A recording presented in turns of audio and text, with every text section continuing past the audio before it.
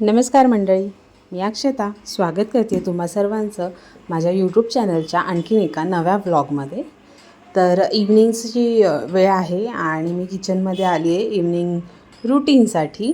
पण आज रुटीनमध्ये थोडासा चेंज आहे, कारण की आता मी बनवते इव्हनिंग स्नॅक. रोज तर मला नाही बनवायला लागत इव्हनिंग स्नॅक, पण आज असं झालं की सकाळी मिस्टरांनी ब्रेकफास्ट नव्हता केला आणि मग जे टिफिन ते घेऊन गेले होते तर त्यांनी तो 12-12:30ला काहीतरी खाल्ला. तर त्यांचा मला आता फोन आला होता की मी येतो आहे पण मला भूक लागली आहे. तर मग बाहेरचं काहीतरी आणण्यापेक्षा मी म्हटलं की ठीक आहे, तू ये मी काहीतरी बनवते. तर म्हणून मग मी ना आता इथे चहासाठी पाणी ठेवलं आहे, कारण की मम्मी आली आहे माझी, तिला चहा हवा आहे. तर ब्लॅक टीच करणार आहे सगळ्यांसाठी. तर ब्लॅक टीसाठी पाणी ठेवलेलं आहे आणि इथे मी उपमा करायला घेतलेला आहे, कारण की बऱ्याचदा मी शिराच करते, कारण शिरा मुली पण खातात आणि श्री पण खातो. पण मला तितकासा शिरा रेग्युलर असं नाही आवडत खायला, पण उपमा मला रोज दिला तरी मी खाईल एवढा मला उपमा आवडतो. तर म्हणून मग मी म्हटलं की चला, आता मुली तर दूध वगैरे पिऊन क्लासला गेलेल्या आहेत, तर मग मी उपमा करते. सो आम्हाला दोघांना पण होईल आणि मम्मीला पण हवा असेल तर ती खाईन. आणि मग त्यामुळे कढई ठेवली आहे गॅसवर आणि बारीक फ्लेमवर मी काय केलं, 1 वाटी रवा घेतलेला आहे आणि तो भाजायला ठेवलेला आहे. तर रवा हळूहळू भाजेल तोपर्यंत मी उपमासाठी जे काही मला चॉपिंग वगैरे करायचं ते मी करून घेते. जसं की कांदा, मिरची, कढीपत्ता काढायचा आहे बरं, तर त्या सगळ्याचं प्रिपरेशन करून घेते. पण उपमासाठी ना कोथिंबीर आणि लिंबू मस्ट असतो, पण आज माझ्याकडे नाही आहे, कारण की आज आहे सॅटरडे आणि वीकेंड असल्यामुळे ना बऱ्याच भाज्या माझ्या नाहीच आहेत ॲक्च्युली माझ्याकडे भाज्या. इवन मला आज संध्याकाळी करायची पण जी भाजी आहे ना ती पण मला बाहेर जाऊन घेऊन यावी लागणार आहे. सो मी बघेल संडेला किंवा मंडेला मी मंडईमध्ये जाऊन भाज्या घेऊन येईल. एकदमच सगळे आणल्या ना की मग काय कन्फ्युजन नसतं, पटकन कशातही काय टाकायचं असेल तर ते अवेलेबल असतं. म्हणून मग मी प्रेफर करते की मंडईत जाऊनच सगळ्या भाज्या घेऊन येईल. आणि इथे तुम्ही नोटीस केलं का, जेव्हा जेव्हा मी फ्रीज ओपन करते बंद करते ना, तेव्हा माझा कॅमेरा हलतो आहे आणि तो व्हिडिओ असा पूर्ण असा हलल्यासारखा दिसतो आहे. सो आणि एक गोष्ट अजून आहे की मला सेटिंगमध्ये काहीतरी चेंज करायला लागणार आहे, कारण की ना मी राईट हँडनी काम करते आहे, पण ते दिसतं आहे की मी लेफ्ट हँडनी करते, आणि जे लेफ्ट हँडनी करते ते दिसतं आहे की मी राईट हँडनी करते. तर ॲक्च्युली पूर्वी जेव्हा मी व्लॉगिंग करायचे ना तेव्हा मला ही सेटिंग माहिती होती आणि ती मी केली होती. म्हणून मग आधीच्या व्हिडिओजमध्ये तसं काही नव्हतं माझ्या, म्हणजे आधीच्या चॅनलच्या. पण आत्ता बहुतेक मी ही सेटिंग केलेली नाही आणि म्हणून माझे व्हिडिओज असे दिसत आहेत.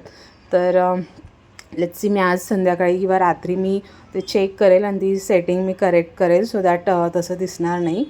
आणि तुम्ही म्हणजे हे तर माझे काही हे आहेत पॉईंट जे की मी माझे नोटीस केलेले आहेत, पण तुम्ही काही नोटीस करत असाल तर मला कॉमेंट करून नक्की सांगा. कारण की कसं झालं आहे, खूप दिवसाचा गॅप घेऊन मी ब्लॉगिंग स्टार्ट केलेलं असल्यामुळे ना बऱ्याच गोष्टी मी पण विसरली आहे.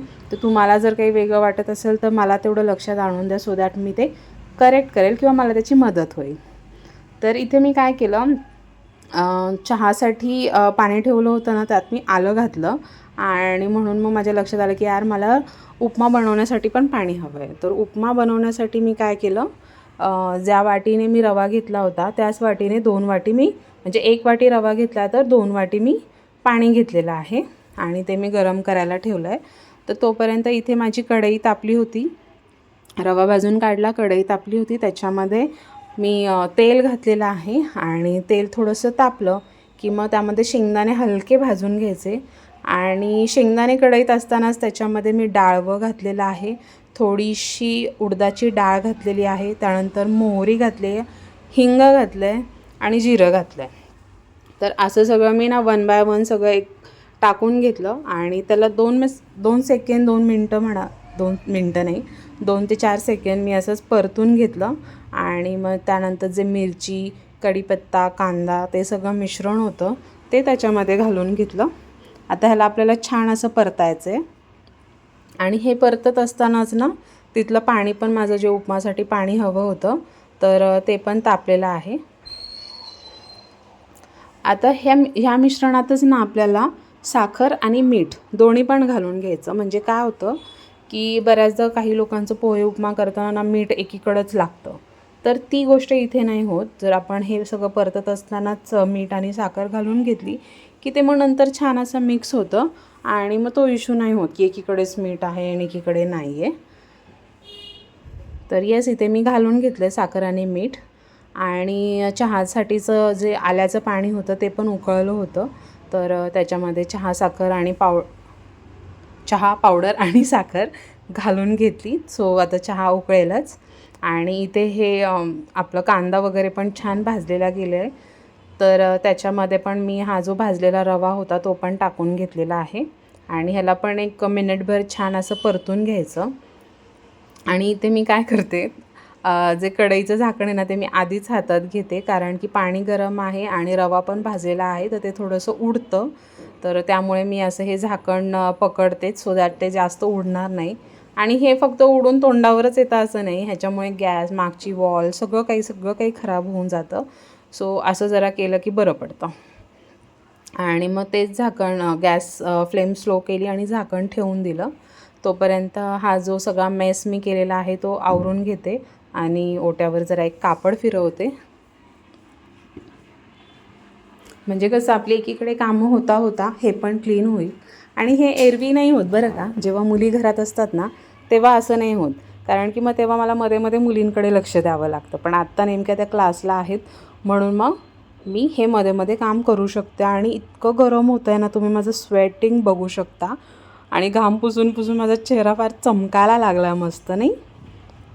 तर येस, आता इथे उपमा तयार आहे, मी तुम्हाला दाखवते. एक वाफ काढून घ्यायची. वाफ काढल्यामुळे काय होतं की तो छान असा मऊ होतो आणि मोकळा पण होतो. मोकळा झाला याचा अर्थ तो कडक वगैरे होतो असं नाही, छान मऊ होतो. तर इथे चहा तयार आहे, उपमा पण झालेला आहे. तर हा चहा मी मम्मीला देते, तर तिला न गाळता देते आहे, कारण की तिला ते आल्याचं जे हे असतं ना तुकडे, ते तोंडात आलेलं तिला आवडतात.